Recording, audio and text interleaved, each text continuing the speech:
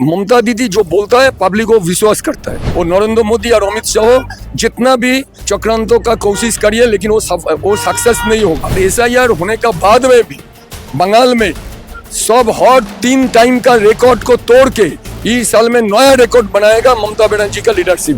दीदी ऐसा street fighter है, दीदी के पास कोई भी लड़ाई कठिन नहीं है, क्योंकि हम लोग कभी सोच भी नहीं सके थे 34 साल का सीपीएम पार्टी को कोई उखाड़ सकता है। और दीदी बंगाल के 10.5 करोड़ जनता के कोर्ट में है, इसलिए जनता वोट डालेगी और दीदी के कर्म के ऊपर दीदी वोट पाएगी और दीदी चौथा बार के लिए फिर बंगाल के मुख्यमंत्री बनेगी। इस वक्त हम लोग मौजूद है हावड़ा दक्षिण में और टीएमसी से उम्मीदवार थे नंदिता चौधरी।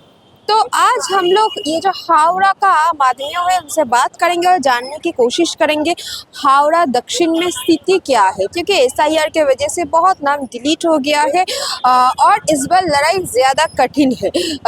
हमने देखा अरविंद केजरीवाल ने भी दीदी के साथ मतलब ममता बनर्जी के साथ भी बात की है और बोले ये जो लड़ाई है 2026 का ये ज़्यादा कठिन है। तो चलिए बात करते हैं आम आदमियों का क्या सोच है, जानते हैं ये 2026 का विधानसभा चुनाव में। दादा एसआईआर लेकर यहाँ पर क्या स्थिति है, क्या चल रहा है, क्योंकि बहुत नाम डिलीट हो गया है एसआईआर के वजह से जिसका पास डॉक्यूमेंट्स है, तो स्थिति क्या है? स्थिति यही है जो दीदी आज 40 साल से बंगाल को आदमी को लेके और इंडिया में दीदी होता है एक तो कमिटमेंट का और एक नाम होता है दीदी। तो दीदी जो जो बोला है सब कुछ हुआ। सो अब 40 साल का उन्होंने as opposition leader, as CM of West Bengal, माने whatever it may be, but Mamata Didi जो बोलता है पब्लिक को विश्वास करता है। ममता दीदी एवं अभिषेक भैया हमको बोला है ये आदमी लोग को जो 90 लाख आदमी बात किया है उसमें जो जेन्युइन वोटर है जिसको सब कुछ डॉक्यूमेंट है। हमारा 29 अप्रैल को हमारा बंगाल का इलेक्शन खत्म हो रहा है, 2 दफा में होता है, 23 अप्रैल और 29 अप्रैल। उसके बाद 4 मई को रिजल्ट निकलने के बाद 11 मई हमको गवर्नमेंट फॉर्म होगा। दीदी 4th टाइम के लिए नवान्न में जाएगा। उसको बाद में जितना जेन्युइन वोटर है सब आदमी का नाम वोटर लिस्ट में रहेगा। इसका ऊपर विश्वास करके ही बंगाल का इलेक्शन होगा। सब आदमी को ये जानकारी है जो दीदी फिर 4th टाइम के लिए सीएम बनेगा तो हमारा किसी को नाम वोटर लिस्ट के जेन्युइन वोटर को नाम बात नहीं जाएगा। और नरेंद्र मोदी और अमित शाह जितना भी चक्रांतों का कोशिश करिए लेकिन वो सक्सेस नहीं होगा। और एसआईआर होने का बाद में भी बंगाल में सब हॉट 3 टाइम का रिकॉर्ड को तोड़ के इस साल में नया रिकॉर्ड बनाएगा ममता बनर्जी का लीडरशिप। और दादा गया था वहाँ पर इतना सारा नाम डिलीट हो गया, मैक्सिमम माइनॉरिटी कम्युनिटी से डिलीट हो गया। तो उन्होंने बताया यहाँ पर पोलराइजेशन का पॉलिटिक्स कर रहा है बीजेपी, हिंदू मुस्लिम का पॉलिटिक्स कर रहा है। तो आपको क्या लगता है पूरा हावड़ा का? ये हावड़ा का बात नहीं है, ये बंगाल का बात है। ये लोग एकदम ठीक बात बोला है। जितना संख्यालघु आदमी है उसका नाम और हमारा इधर में हिंदू धर्म में जो पिछड़े वर्ग आदमी है, मतुआ संप्रदाय का आदमी है, जो जगह में बीजेपी का कोई वोट नहीं है उस जगह में प्लान वाइज में इसको कट किया। लेकिन ये करने के बाद भी उसका जो मोटो है वो सक्सेस नहीं मिलेगा। बंगाल का आदमी और इकट्ठा हो गया। जो आदमी दूसरा जगह में भी वोट देते थे इस साल में वो लोग भी सोच लिया जो दीदी को ही फिर क्षमता में ले आना है। और दादा अरविंद केजरीवाल ने पोस्ट किया दीदी के बारे में, क्या बहुत कठिन लड़ाई लड़ रहा है आप मोदी जी के विरुद्ध। तो आपको क्या लगता है इस साल लड़ाई ज्यादा कठिन है 2020? दीदी ऐसा स्ट्रीट फाइटर है, दीदी के पास कोई भी लड़ाई कठिन नहीं है, क्योंकि हम लोग कभी सोच भी नहीं सके थे 34 साल का सीपीएम पार्टी को कोई उखाड़ सकता है।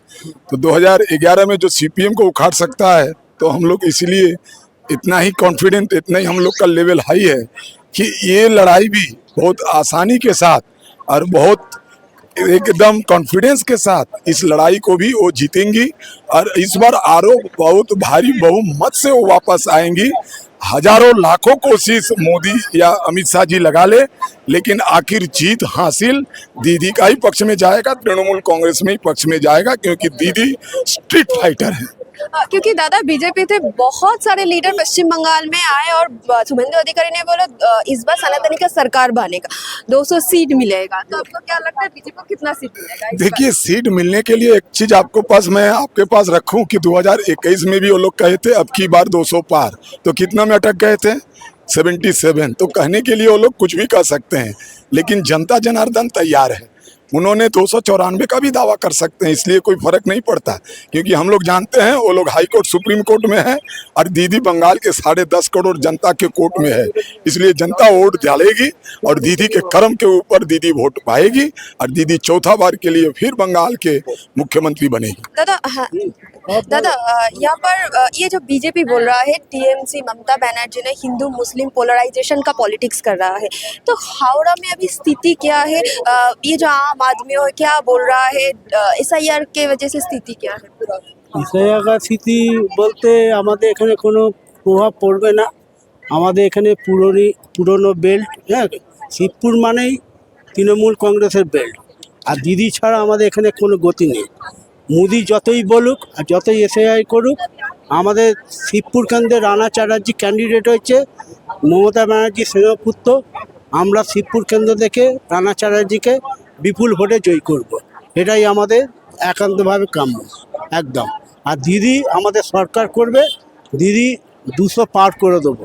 যতই অমিত শাহ, যতই মোদি, যতই গুন্ডা লাগাক, যতই নানা রকম মারপ্যাঁচ করুক, আমাদের বাংলায় ওরা সুবিধে কিছু করতে পারবে না, এই হচ্ছে কথা। दीदी मैं आपके पास भी आती हूँ, आप बंगाली में ही बोलना। ये जो लक्ष्मी भंडार मिलता है आप लोगों को, बीजेपी ने बोला 3000 रुपया देंगे, तो आपको क्या लगता है ये जो वेलफेयर स्कीम का लड़ाई हो रहा है पश्चिम बंगाल में, विकास का लड़ाई होना तो भी जरूरी है ना? লক্ষ্মী ভাণ্ডার আমাদের ওয়েস্ট বেঙ্গলে দিদি যে চালু করেছেন মেয়েদের জন্য তো প্রচুর মানুষের পাশে যে দাঁড়ানো দিদির, সেটার সমতুল্য কোনো স্টেটই হবে না। মোদিজি যে 3000 টাকা দেওয়ার প্রতিশ্রুতি নিয়েছিলেন, এখনো পর্যন্ত কোনো মহিলা, দিল্লির কোনো মহিলা 2500 বলেছিলেন, সে টাকা এখনো পর্যন্ত কেউ পাননি, এখনো পর্যন্ত পাননি। কিন্তু আমাদের যেভাবে দিদি মেয়েদের পাশে দাঁড়িয়েছেন, বা সেটার যে পরপর উনি যে কোনো গ্যাপিং নেই, মেয়েরা যে এখনো পেয়ে যাচ্ছে মেয়েদের জন্য, যেভাবে শুধু কেন লক্ষ্মী ভাণ্ডার, কেন মেয়েদের যে জন্ম থেকে আরও অনেক কিছু, শুধু ছেলে মেয়ে সকলের জন্য মেয়েদের জন্য পাশে দাঁড়িয়েছেন। আমরা তো তার জন্য হ্যাটসঅপ, আমরা 4 বারের জন্য ওনাকে আমরা মুখ্যমন্ত্রী চাই। আর নারী শক্তির ক্ষমতায়ন উনি যেভাবে দেখিয়ে দিয়েছেন, মহিলারা কিন্তু সেইভাবেই এগিয়ে যাচ্ছে, এবং মহিলারাই কিন্তু সমাজের কাণ্ডারি, সংসারের কাণ্ডারি। সেই মহিলাদের যে বিশাল সমাবর্তন, নিজে যেহেতু উনি একজন মহিলা, সেই জন্য মহিলাদের ওপর জোরটা উনি বেশি দিয়েছেন। অন্যান্য স্টেটের সেই শূন্যতা পূরণের জায়গা নিয়ে ওনাকে অনুকরণ করা হচ্ছে, কিন্তু সেই অনুকরণের কোনো রকম বাস্তবায়িত রূপ হচ্ছে না। ওয়েস্ট বেঙ্গলে যে বাস্তব রূপ আমরা দেখছি মহিলাদের জন্য, দিদি দরাজ হস্তে সেই দরজা খুলে দিয়েছেন।